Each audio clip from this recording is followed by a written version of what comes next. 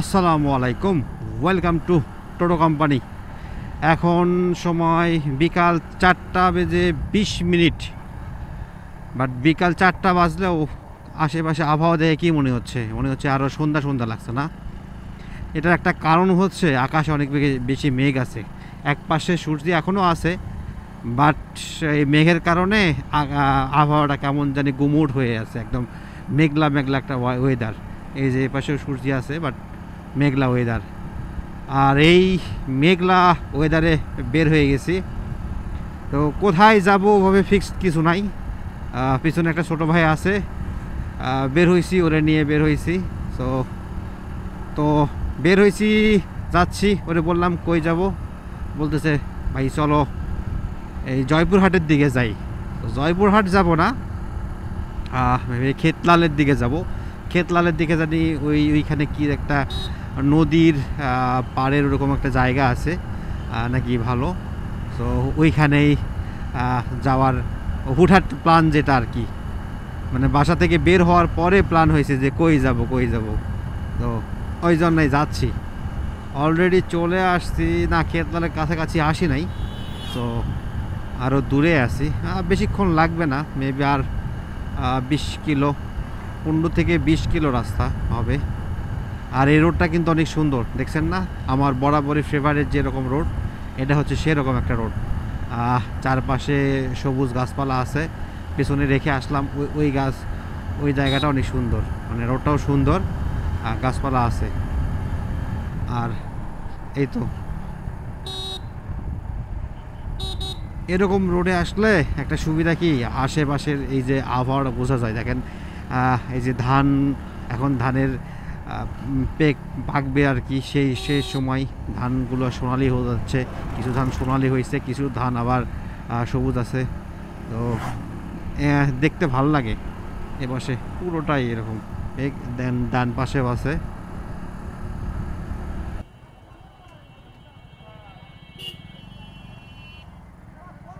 আছি একটা বাজারের মাঝখানে, মেবি এটার নাম হচ্ছে কি জানি, দেখলাম জামুরহাট। এটা কালাই থানা, আর জেলা তো জয়পুরহাটই। তো কালাই চলে আসছি, তো আর বেশিক্ষণ নাই। আমরা যেখানে যাচ্ছি ক্ষেতলাল, এর পাশেই হচ্ছে ক্ষেতলাল থানা। এইখান থেকে মেবি 20 কিলো বা 25 কিলো রাস্তা হবে, তো এর বেশি না।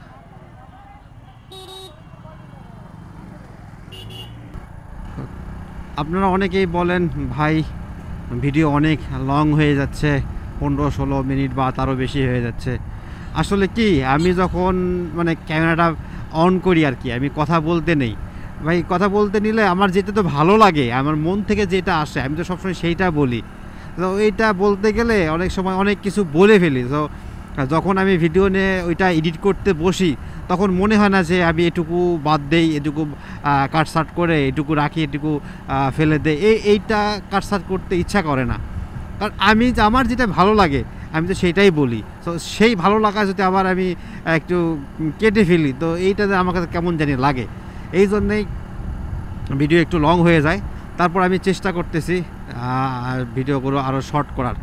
তো এরপর থেকে ইনশাআল্লাহ আস্তে আস্তে একটু শর্ট করব। আমি জানি আপনারাও দেখেন না, তারপরেও আমি চেষ্টা করব।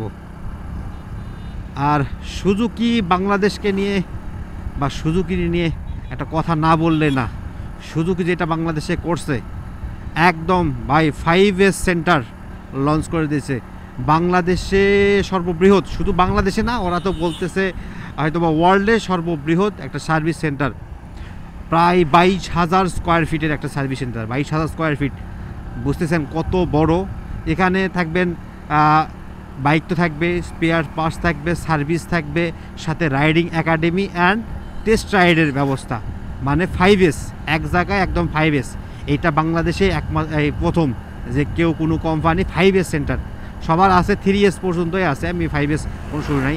আর এত বৃহৎ আকারে, সো এইটার জন্য সুজুকিরে একটা অবশ্যই ধন্যবাদ দেওয়া ডিজার্ভ করে তারা যে কাজটা করছে সবার জন্য। অ্যান্ড এইখানে কিন্তু তাদের জন্য হায়ার একদম একসাথে 30টা কিন্তু লেন আছে, 30টা বে আছে, যেখানে 30টা গাড়ি বাইক একসঙ্গে সার্ভিস করানো যাবে। মানে ম্যাসিভ ভাই একটা সার্ভিস সেন্টারে 8টা 10টা বা 12টা পর্যন্ত হইতে এটাই তো অনেক দেখায়, সেখানে 30টা মানে একদম হিউজ অ্যামাউন্ট।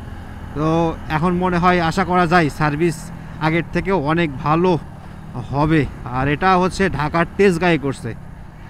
হোপফুলি আশা করতেছি সুজুকি আরও বাংলাদেশের বিভিন্ন জায়গায় এত বড় না করুক, আরও এরকম সার্ভিস সেন্টার দেখ, যেন আরও গ্রাহক আরও বেশি সেবা পায় এবং সেটা ইনস্ট্যান্ট সেবা পায়। এবং এই যে টেস্ট রাইডের ব্যবস্থা বলেন বা রাইডিং একাডেমি, এটা আরও জায়গায় মানে বিভিন্ন জায়গায় করা দরকার, করা উচিত, তো সকলের সুবিধা হয় আর কি। মেবি আমি চলে আসছি, হ্যাঁ চলে আসছি। গাছগুলো সুন্দর লাগতেছে। ও এখানেও লোকজন, এত লোকজন, মানে তালের গাছগুলো। আর আমি একটা জিনিস দেখছি, আপনার ধরেন নওগাঁ অথবা জয়পুরহাটের দিকে আসলে এই রাস্তার পাশে তাল গাছগুলো অনেক বেশি দেখা যায় আর সুন্দর লাগে। ও এটা তো পিকনিক স্পট হয়ে গেছে, যেটুকু ধারণা করছিলাম তারও বাহিরে। বাহ সুন্দর পিকনিক স্পট, মেবি এটাই রাস্তা। হ্যাঁ অনেক গাড়ি, বাহ বাহ।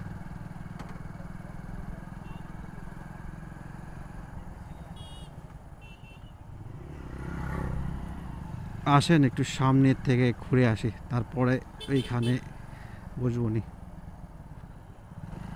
অনেক কিছু তো হয়ে গেছে এখানে। আমি লাস্ট অনেক দিন আগে আসছিলাম, মেবি এক বছরের মতো এদিকে আগে আসছিলাম, তো এত কিছু তো ছিল না ভাই, এরকম লোকও দেখি নাই। আর কিছুদিনের মধ্যে এটা খুব ভাইরাল হয়ে গেছে।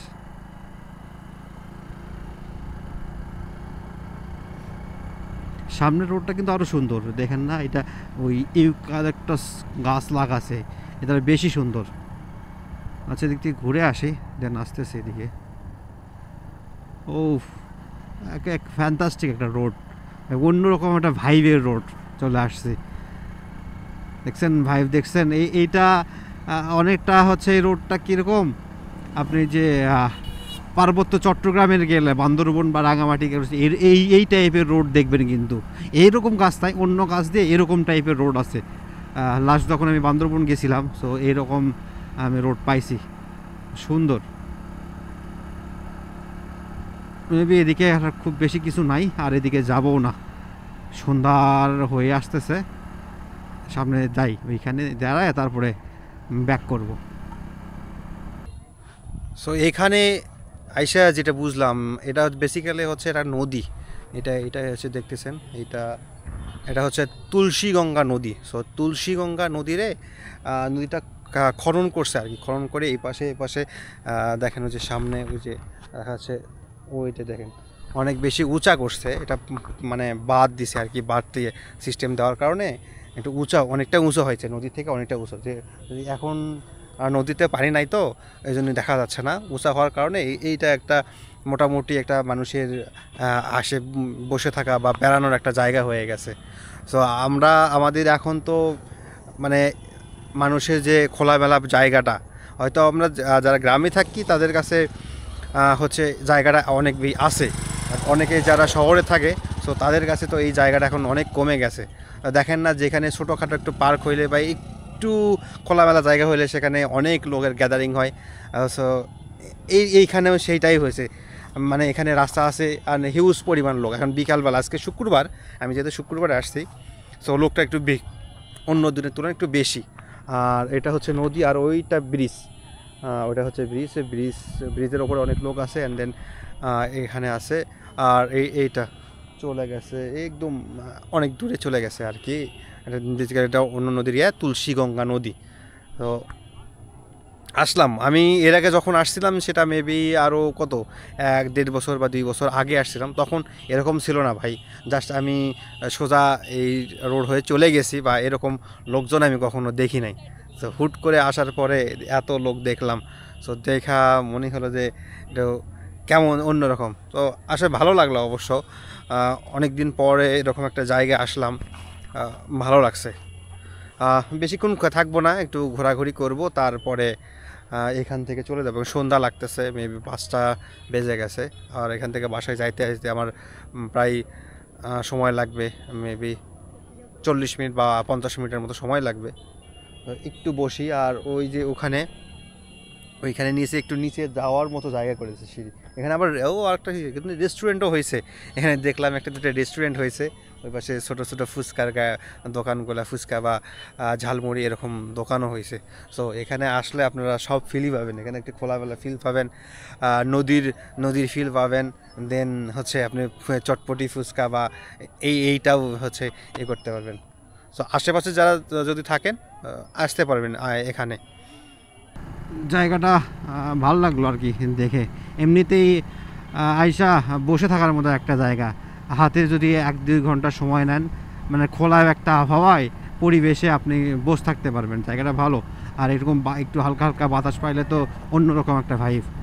আর এখন সময়ও হয়ে গেছে সন্ধ্যার দেখতে, আর আকাশের অবস্থা খুবই খারাপ, তাই আমি আর বেশিক্ষণ দাঁড়ালাম না। হুট করে বৃষ্টি আসলে তো বিপদে পড়ে যাব, আসে কিনা জানি না, আল্লাহ ভরসা। তো আগাই আর কি, এই জন্য তাড়াতাড়ি বের হয়ে গেলাম।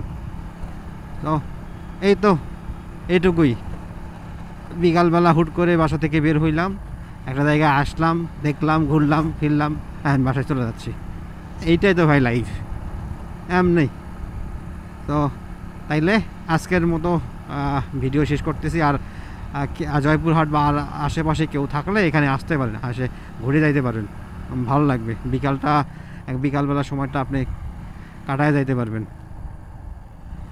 তাহলে আজকের মতো বিদায় নিচ্ছি, দেখা হবে নেক্সট কোনো ভিডিওতে। ততক্ষণ পর্যন্ত ভালো থাকবেন, সুস্থ থাকবেন, আল্লাহ হাফেজ।